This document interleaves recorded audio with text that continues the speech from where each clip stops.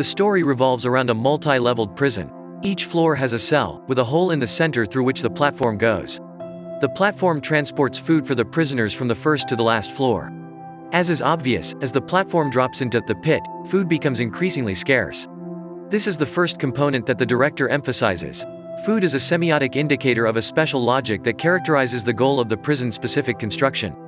The further the platform sinks, the less food it brings, creating a disparity among the many prisoners, a disparity that is mobile. The word mobility stands out. Another intriguing characteristic of the prison in question is highlighted by the phrase mobile.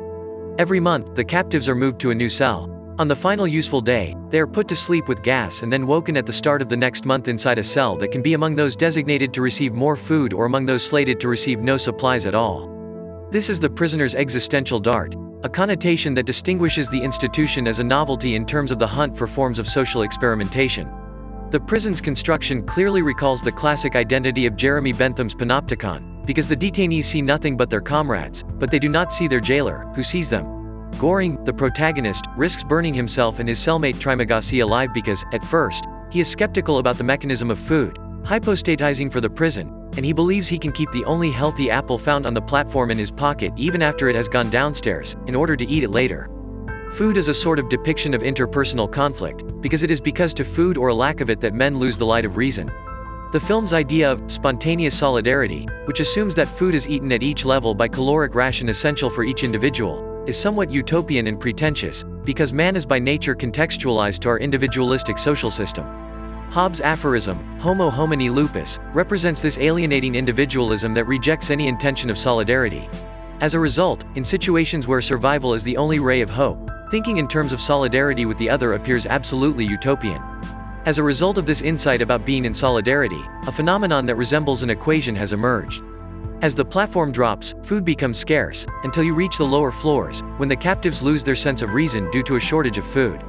Cannibalism is created by the loss of reason, and it appears to be an indication not just of finding oneself on a particularly lower plane, but also of the whole desire to survive, which is described in the Latin phrase, mors tua life mea.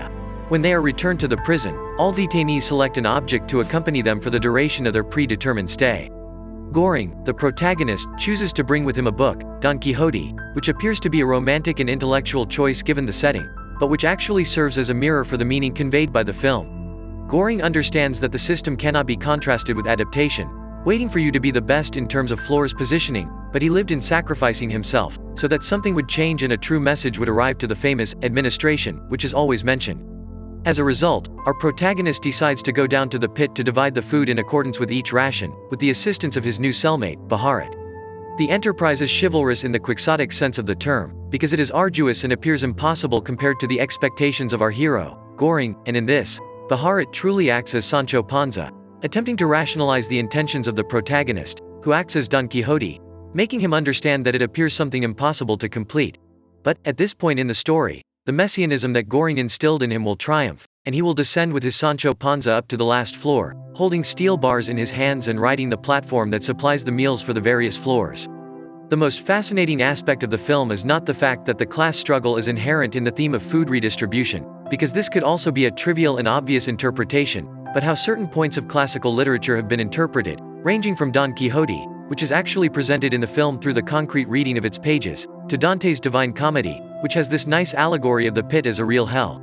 So, based on a more literary interpretation of the film, it is possible that the film's ending, which was so restless and unsure that it disappointed many viewers, may leave some hope and a small glimmer of hope that, in the end, authority might be subverted and contrasted. At this moment, we can see the aspects of a Superman willing to risk all in order to meet his own purpose, as well as the hero's disastrous voyage, and the latter is well aware of the peregrinations and perils that his road entails. From Don Quixote to Dante, from Frodo Baggins to Neo Anderson, Goring confronts his demons, who are archetypically symbolized in the history of the hero by the terrible dragon, charging forward with a drawn sword towards his destiny, without looking back or being deceived by fears.